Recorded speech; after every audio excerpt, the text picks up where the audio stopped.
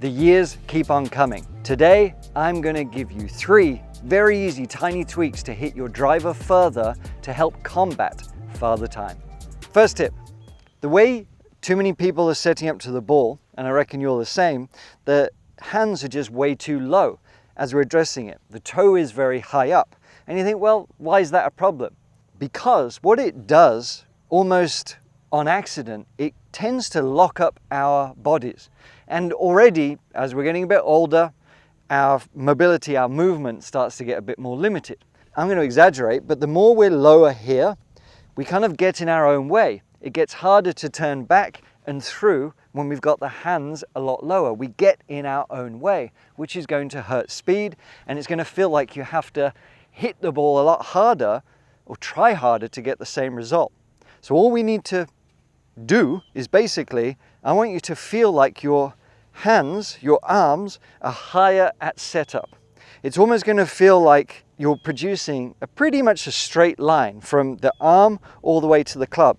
I don't need it to be exactly a straight line, but I want you to intentionally check to see if your wrists are kind of having a little bit of this movement. What this is going to do when we're almost locked out a little bit here, it's going to encourage you to have a wider arc and a bigger sort of sweeping hitting area, which is really going to help us with the next phases, and even more so with the bonus tip, which is about the release. So wait till that, and this will make a lot more sense. Step 2 is ball position. If we have the ball too far forward, it's going to create more effort to try and find that golf ball with our bodies. If we try and just use our arms, we often end up hanging back a little bit too much here. But again, these are not just individual tips, they work with each other. So this will make more sense when we get to the third tip. But we're going to have the ball further back. And everyone sort of looks at where it is in relation to the feet. I want you to, for a moment, just kind of forget about the feet. I want you to look about where it is in relation to the one constant is where your body is in relation to you, your chest here. A lot of you will have the ball too far forward in front of the left or leading chest here, right?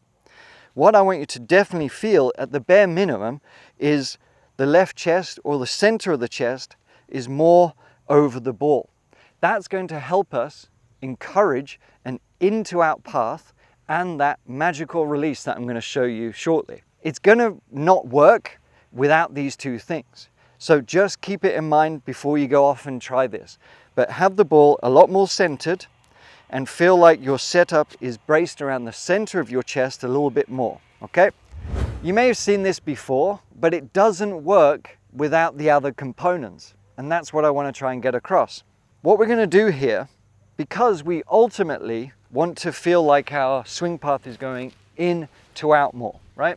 It's not just that alone, we have to have the other factors. But what I'm going to do, after I have raised the hands, after I have moved the ball further back, I'm now going to just draw my trail foot further back this way.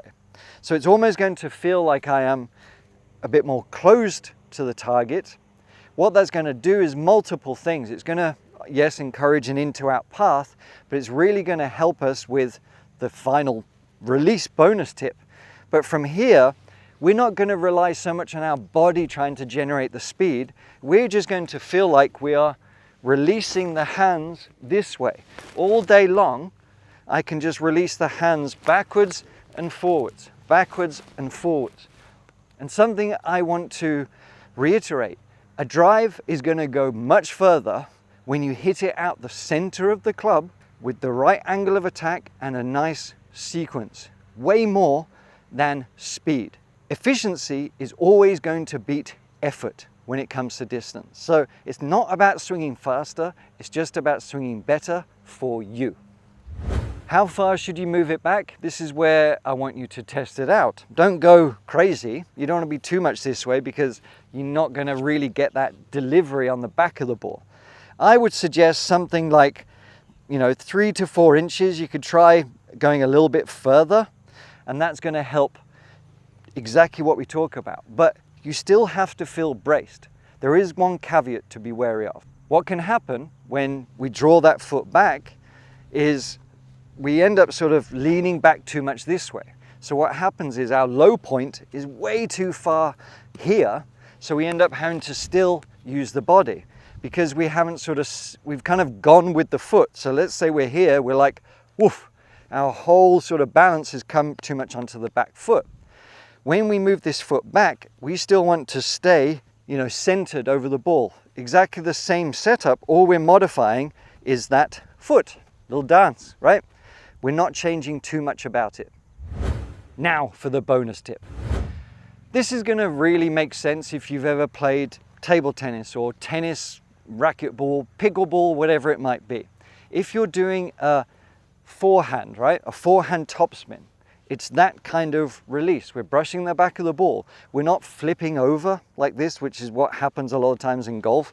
We're flipping the wrist like here. We end up trying to sort of give it a topspin, right? As if you're doing a nice topspin down the line. That sensation alone is actually much more like the release you want, because it's giving all the energy that we need with that extra sort of whip to facilitate and get the most out of the setup modifications that we've made. So even if you haven't played any of those racket sports, what I want you to feel is that this right hand, and you can even hold a club like this, as we're doing that right hand, it's always staying a little bit back here. This release is going to start to feel a lot more effortless.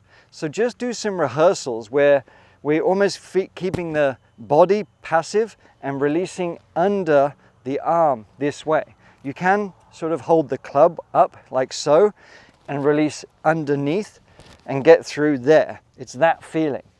So what we do to piece all of this together is every single step with that final release. So we raise the hands higher, move the ball back, slide the trail foot back, and now we just put it together with that release. Nice, loopy high draw, zero effort. Thanks for watching. Now, if you want to hit more greens, want to strike your irons better, check out this lesson. I'll see you next time.